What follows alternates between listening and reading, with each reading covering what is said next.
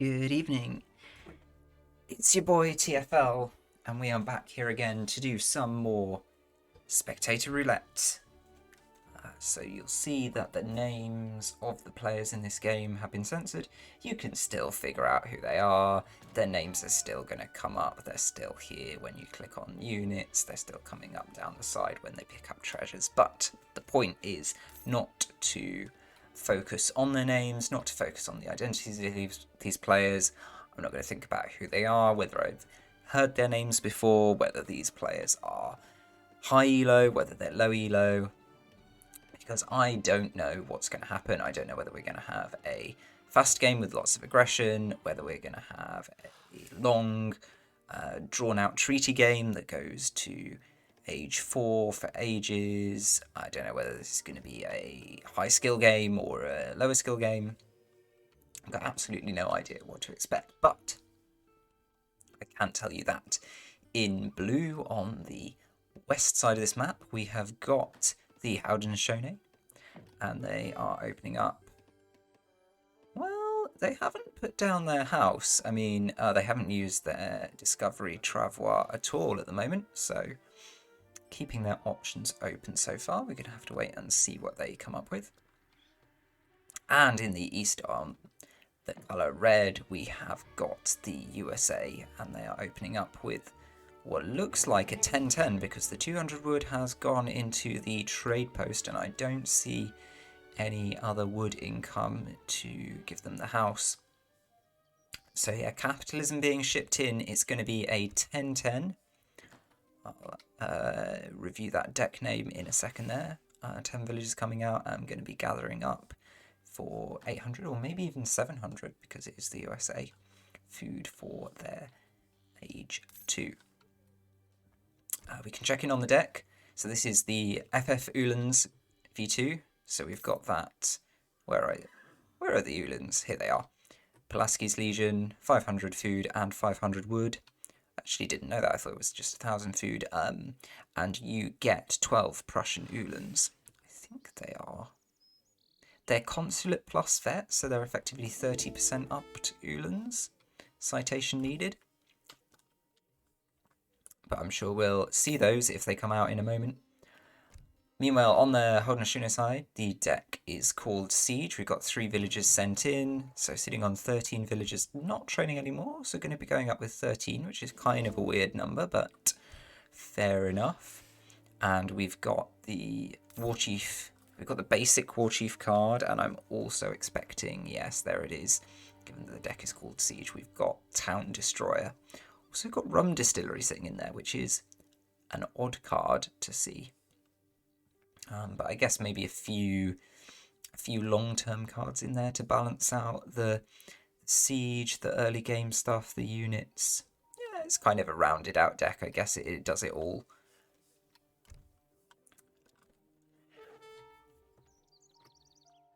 Haudenosaunee still gathering up for their age 2. It's going to be a slightly slow age 2, I think. I don't quite know why. But picking up as a lot of there are a lot of like quite low, I guess tier 1 single guardian treasures in the middle of this map, so you can do quite well with that. You're going to be able to convert this Klept if the ability is available. Yeah, just going to wait for it to become available.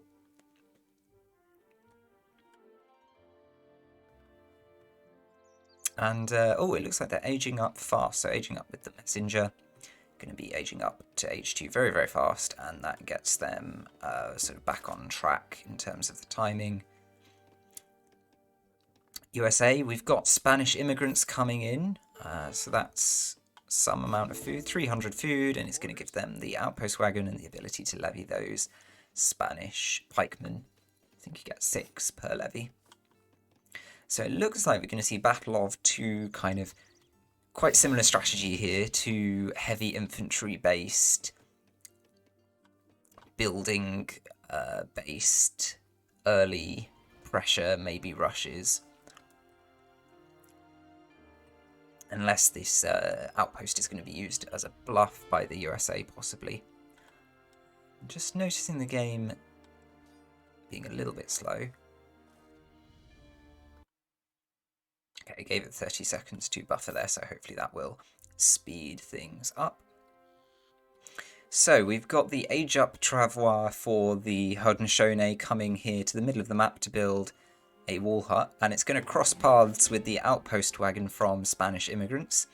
War hut goes down pretty much in the centre, outpost goes down just behind it now. In terms of HP, the war hut is... oh no, they're exactly the same. I thought the war hut would have more.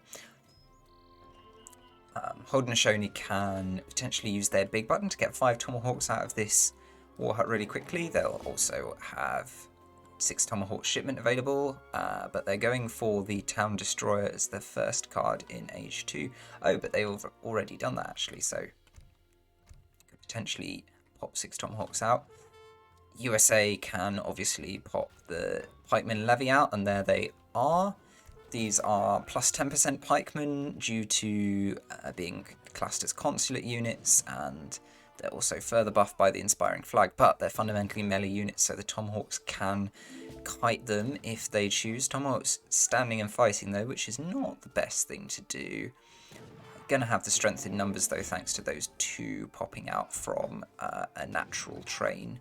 Could also be getting the Explorer involved, although he's got very little HP, so maybe wants to save him for sieging the outpost, since he's got that massive siege now, thanks to Town Destroyer. USA's response, there is no response. Shipping in the 2 outpost of frontier defences, so presumably thinking about putting those outposts back in the base. Also shipped 700 coin in before that. Is still 1010. Those pike units from the levy were an overpop, so haven't built any houses, despite having 300 wood to do so. Maybe a little bit of a missed opportunity there. Have not trained any units. Delaware was the age up, so the Delaware Blues are available, but probably not that great value until a little bit later on in age 2 or later on in age 3. And so the outpost goes down. The USA has comprehensively lost this forward base battle, and probably at not too significant a cost for the Haudenosaunee. I think only about 3 or 4 tomahawks will have gone down during that total combat, if anything. Was thinking about shipping medicine there. I know we've got medicine and team medicine for maximum villager train time reduction. Chucking some tomahawks on the queue. Only gets the 2 out. What is there to say about tomahawks? 150 HP. They're pretty much identical to musketeers stat-wise. I think they have a shade less range and a shade more melee. Have the same basic HP. Getting buffed, of course, by the War Chief with his extremely high siege, thanks to Town Destroyer 232. So that means that pretty much any building can get taken down in good time. USA had the forward trade post, interestingly. Could have taken this one back at the base for a bit more safety. Is now choosing to rely on these 2 towers to defend the base. Is shipping in another 2 towers. I'm not sure those will necessarily be able to come out, depending on whether there are units in the base when they arrived. He sensibly shipped them over to this far side away from the cav. I don't know if that was some fast fingers, but it was very effective. And I think that means that they're going to have time to get safely up. Although the tomahawks are arriving, going to be taking down a couple of villagers. Of course, USA don't have that many villagers because they haven't been training any. Have been housed up until just now, remembering to put down these houses. Have pretty much got the resources for the FF. Capitalism plus 700 coin. I don't think they were really mining coin at all. Certainly not enough, because they needed to wait for that capitalism to come in, but it has now. So age 3 is underway, going up with New Hampshire. I'm pretty sure that's the factory. And yeah, trying to make the most out of these mooses underneath their array of 4 towers. Now, I did say when the USA had 2 towers, there might not be enough to save them from this Town Destroyer War Chief, but I have to say I do think that the 4 is enough and certainly has intimidated away this force. In terms of what Haude and Shoney are doing next, so it is medicine after all. We've also got 4 Kanya horsemen on the map, but they're just kind of chilling. They can't really go in to this area because the towers will be able to take them out really effectively, and yeah, there are no villagers from the USA venturing out any further. I mean, maybe this mine isn't 100% safe with the way this base has been laid out, but yeah, you probably still aren't going to push in for that. And yeah, the USA player has got safe hunts here for days. But I'd say the How Does Shoney player is responding to this in the right way, right? Like, it's a turtle, a pretty nasty turtle, and just to emphasize the point that, you know, turtles don't give you a great eco, this USA player has not been training villagers for quite a while during their age 2, so they're down on 8 villagers now, which is a really low number to be on. Haudenosaunee has sent in medicine, so can get their villager boom off really nicely. Could also potentially think about a community plaza if they're interested in doing like a big age 2 boom. I know the fertility dance doesn't give you that much boost to villager training as it used to, but it's still something. So they could really accelerate their kind of economic growth, go for something like 30-40 villagers, and just mass up an incredible age 2 army, an incredible kind of production line of units ready to throw into whatever the USA come up with. We're not seeing that community plaza, but I'm glad to see we've got constant villager production from Haudenosaunee. Gonna have a card available in a minute. Probably gonna need to take an upgrade. I mean, could go for the 7 ANers. It feels a little bit like Haudenosaunee just need to be patient here. They have got a big eco advantage. They've got a bigger mass than the USA do right at this moment, but you need to be careful. We expect that Ulan shipment is on the way. There's also the rolling artillery card, which is very scary. The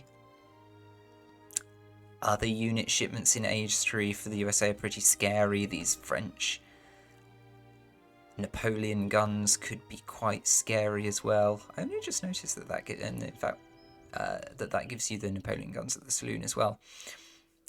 But it's the Ulans that are coming in. So we're going to get 12 of these. They are guard. Are they guard plus consulate as well? We'll check that when they arrive. But these are some really, really tough units. Of course, Haudenosaunee has mostly the right thing to counter them in terms of these tomahawks, but I still think that just the number and the strength of the Ulans might be enough to overpower this group. Haudenosaunee maybe a little bit unsure what to do here. We've got team medicine coming in as well, so these villagers are going to be training really, really fast. Can get a big age 2 boom on, and the fact that we're seeing double medicine kind of suggests to me that Haudenosaunee doesn't seem interested in going to age 3 that soon, because you could go to age 3 and get another town centre if you want to train more villagers. Yeah, these guard Ulans, let's have a look at this. They are guard, and I think that underneath square means that they are consulate as well. 190 plus 58 now. My maths is going to get tested here, but I reckon that is a 40% buff on the HP. It'll take more than that to keep me down.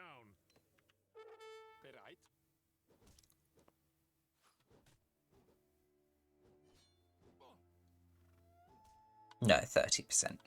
So I guess it's 20 for being guard. And 10 more for the consulate. These Ulans coming into the Haudenosaunee base. Let's check their line of sight. So they're very much visible at the moment. From the USA's point of view... Oh. From the USA's point of view, that's the GG, because those Ulans are coming in, and they are Scary Times raiding force.